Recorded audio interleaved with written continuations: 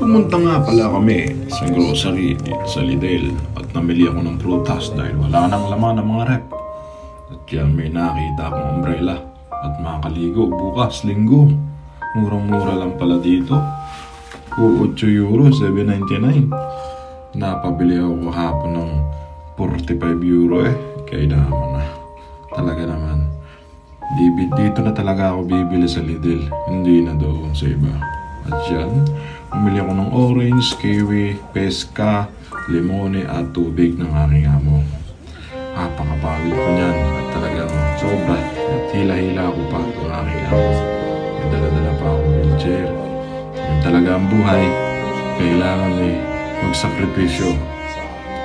Medyo 10 minutes din ng lakarin mula bahay hanggang lapit-lapit pero napakabigat ng aking amo at sobrang tangkad.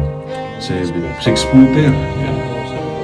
At dyan, nandito na kami sa sala. Medyo mainit. Grabe. Alas 9 pa lang. Napakainit na. Sobra. Hindi na talaga kaya. Paano na? Sa August, mag-i-stayin kami dito sa bahay niya. Ay, kayo naman na.